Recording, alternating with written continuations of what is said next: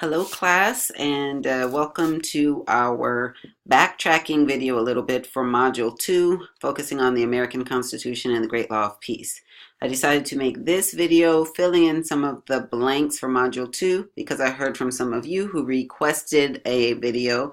You said that they actually did help you with understanding the material, so I'm happy to go back and create this video and hopefully it will help you fill in any of the gaps in your knowledge or questions you might have.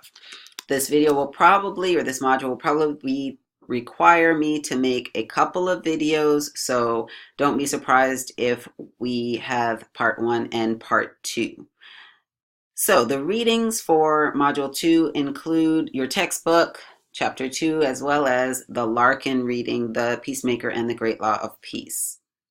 So first, just to understand creating the American Constitution, what the context was, and what the debates were at the time.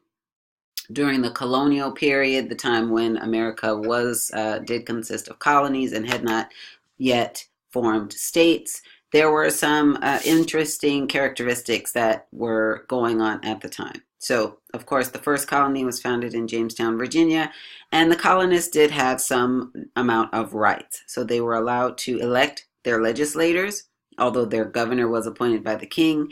They were allowed to levy taxes on one another, on the people, and they were allowed to divvy up that money or appropriate the money that they got from the taxes. They were also allowed to pass laws for the colony.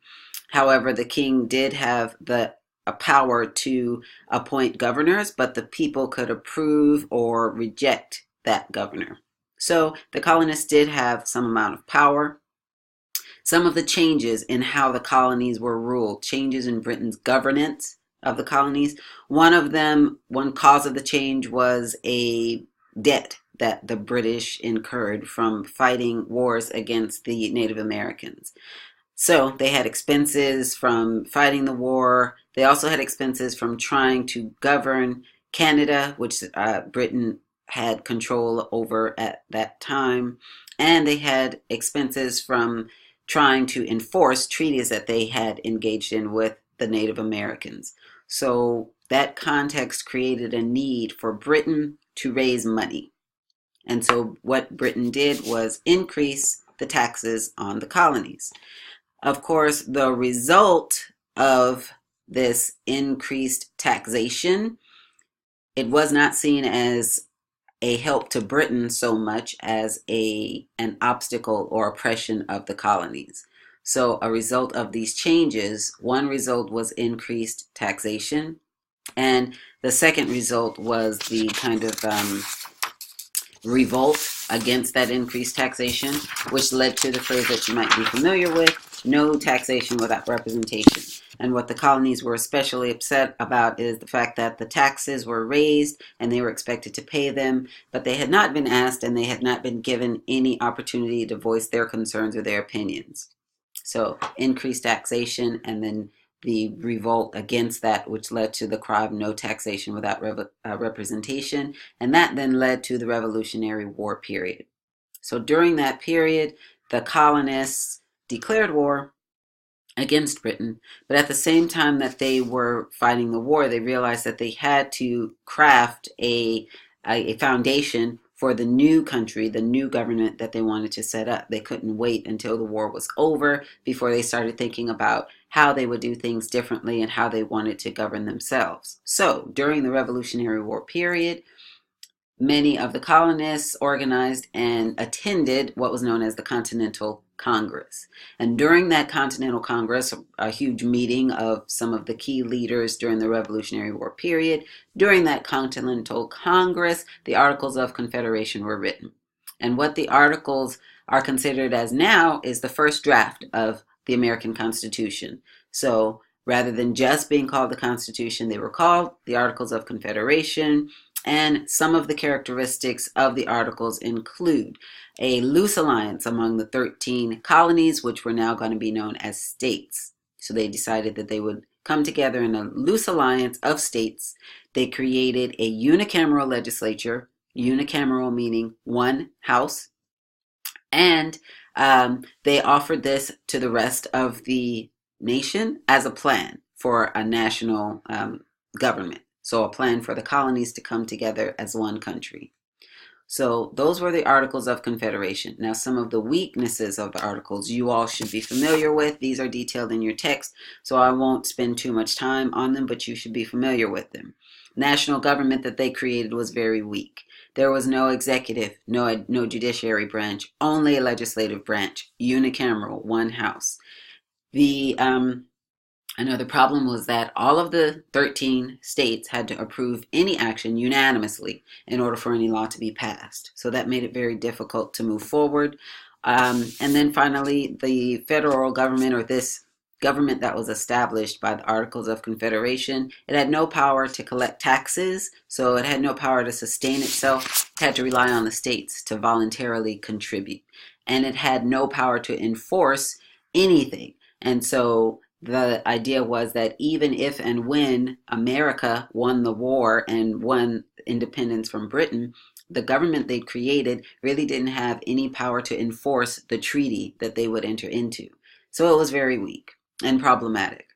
And over time, those problems came to the forefront, and it became clear that there was a need to write a second draft of the Constitution, and that moved us closer to the Constitution that we know of today.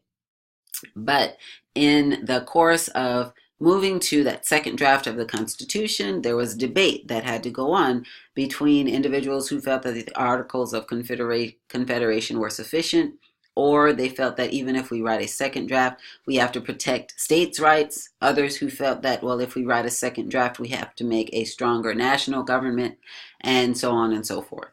So James Madison, one of the key architects of the United States Constitution, he wrote a series of essays known as the Federalist Papers, which you should also be familiar with. And in these papers, in these essays, he outlined his argument for what was needed in the new Constitution.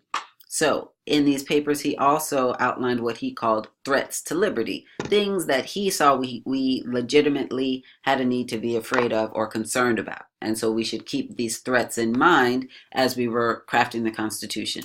One of the threats was a fear of factions, a fear that small groups would come together and pursue their own interests at the expense of the larger group or the larger nation. Factions was one threat that he was afraid of, and excessive concentration of power in the hands of government officials. That's another thing that he was afraid of. Government officials kind of trying to create their own individual realms of authority and hoarding political power for their own gain rather than using it for what it was meant for, which was the benefit of the country. So two threats to liberty that he talked about in the Federalist Papers, but also in taking such a leadership role in creating the Constitution. Madison had some suggestions for addressing these threats. So he acknowledged that these are some things we should be concerned about, but he also offered up some key principles to help address the problem. So some of the core constitutional principles that have shaped our Constitution in our country today. Separation of powers. This should all be familiar to you. And again, it's thoroughly covered in your textbook, but I want to make sure you understand that these principles, what they are, what they mean, and why they're important to American government. So separation of powers is important for you to understand. Checks and balances, federalism, what it is and how it works, limited government, and bicameralism. And just to clarify, bicameralism is a contrast to the unicameralism that I talked about a minute ago. So whereas the Articles of Confederation only created one house, bicameralism is two houses. And that's the system that we have today. Instead of just a legislature, we have two houses in the legislature, a House of Representatives and a Senate. So that's another way of separating powers and also making sure that power is distributed and balanced across the government. So be familiar with the key constitutional principles. All right, moving on. You had a reading entitled The Peacemaker and the Great Law of Peace. And what this reading did was to shed some light on one of the key influences of the United States Constitution.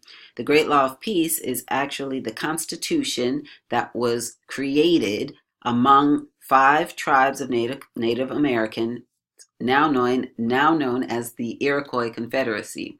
And this Constitution was created almost 400 years before the U.S. Constitution was passed.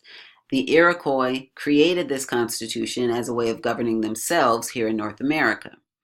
And one final point before we move on, a constitution is defined as a body of fundamental principles that a state or an organization of people acknowledge themselves to be governed by. So the people have to acknowledge that this set of principles is what we are willing to use to govern ourselves. They have to buy into the Constitution.